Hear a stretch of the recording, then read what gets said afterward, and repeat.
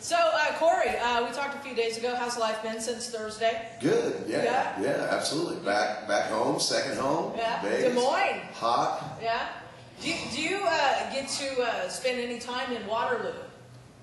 No. No.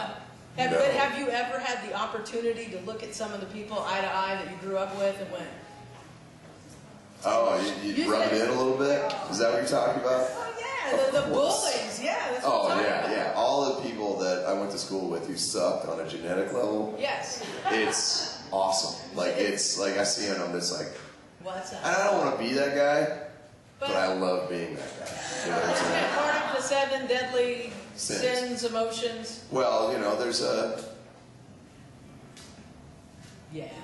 This is me smiling menacingly. So yeah, I mean, there's a part of you that you don't want to let that kind of push you, but at the same time it's like you can't help but not remember what it was like growing up, and it wasn't the best childhood. It wasn't by far the worst, but it wasn't the best. It was pretty brutal, but then you get to a point in your life where you kind of look back and you're like, all right, you know what, it's more of I'll show you than it is, I'm going to rub it in your face. You know? So I mean, there's a part of me that's really proud of what I've done, and the fact that I went past everyone's expectations. So including your own, or no? Oh, absolutely. Yeah. I mean, you take the book for example. It's I didn't expect it to blow up the way it's blowing up, and it's sold out everywhere. It's back ordered everywhere. I mean, the publishing company is losing their mind. They're just like, who is this guy? People know who you are. I'm like, duh. That's kind of what I was trying to do in the first place, But I didn't expect it to be as popular as it is. So I'm really happy about it. I spent some time reading it over the weekend. Yes. And I love the way it's written because it's just you talking. Yeah. It's really. I don't want to say it's an easy read, but it's an easy read in the sense of it's very conversational and it's very relaxing. And I tend to have ADD and get lost. Like, oh yeah, shiny metal things, and I'm gone. Yeah, look at it hitting. Yeah, and your book was very, very easy to read. The book signing's tomorrow at the Hard Rock. Yeah, tomorrow. Do we know specifically where at the Hard Rock? Is it just? Do we know? We'll have people find you. Okay, yeah. It's just scour the Hard Rock until you find Taylor, the line, I guess. But great book. I mean, super. Like I said, it's a wonderful read, and I think it's good for the kids. Well, I mean, it's the best compliment I got is that when people who know me, they're like, dude, I can totally hear your voice in my head while I'm reading it, and that's what I wanted it to be. I didn't want it to be pedantic. I didn't want it to be preachy. I wanted it to be fun. I wanted to make a point. But at the same time, I wanted to make sure that it was at least intelligent, and it challenged the way people look at these quote-unquote sins, and I mean a lot of what I say, I mean, there's a lot in there that's, in there for humor, but at the same time, it's like, look, this is common sense, this is the way we all feel. There's no reason that anyone should feel bad for being a human.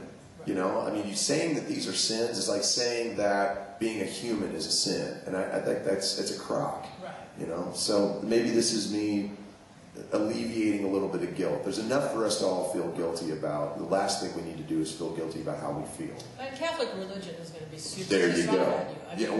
Bring it on. Public enemy number 1 right here. I'm so used to it. Every story has a villain. Yes. Every story. Who's the biggest villain in your story? In my book? The biggest villain in your story? Probably me. Really? I mean, you read some of those stories. Well, but some of it worked out for you. Well, that was the point of the book. I was just saying, look, I've been through some serious stuff. And I came out the other side. Hopefully, I'm a better person for it. I mean. Well, lust worked out for you real well because it got you back from Denver to. True. Yeah, very, very much so. Yeah. It's kind of a combination of lust and anger or wrath. I still got the scar and on this elbow. And greed. Yeah. A little greed. Yeah. If I hadn't broke my arm, I wouldn't have lost my job. See, you need to read the book to find out. It's really a great story. It's a cool book. It's a lot of people are really digging it, and I'm just really happy that people enjoy it. How has gluttony worked out for you? Positively.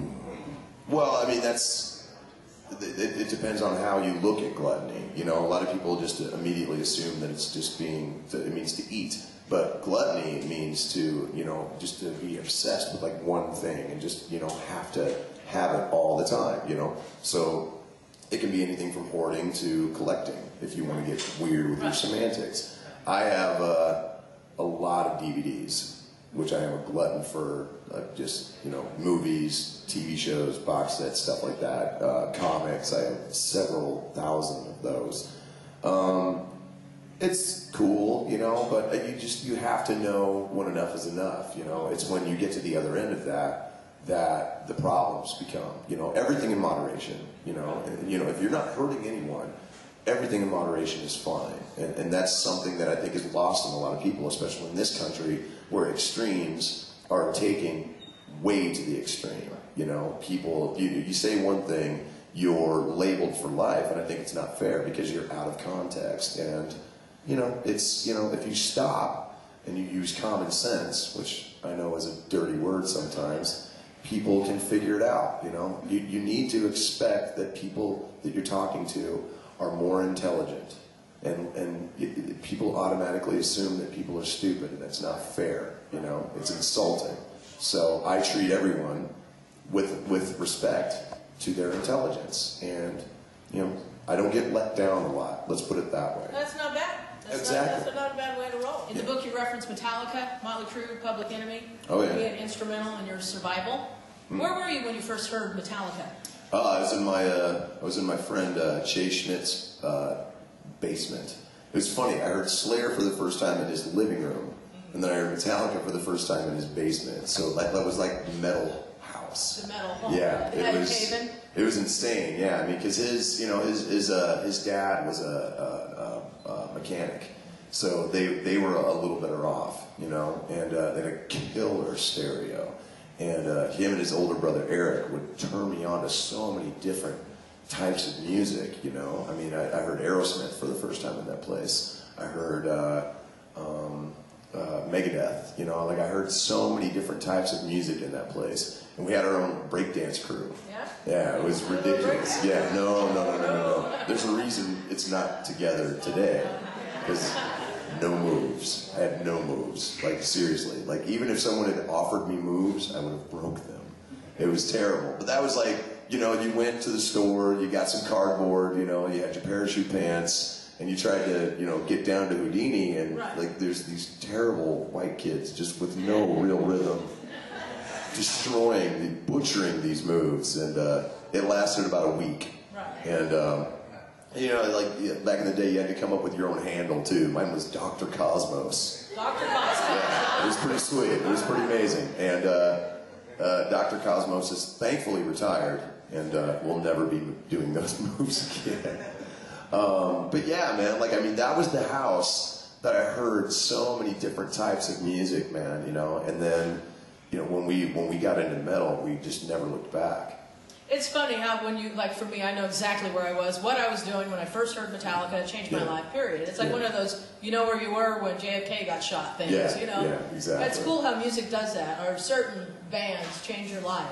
Well, I mean, yeah, I mean, especially at that point in your life, you know? I'm convinced that certain music, important music, finds you when you need it, you know? And that's why music is really so universal and so spiritual, because it's like finding an old friend again.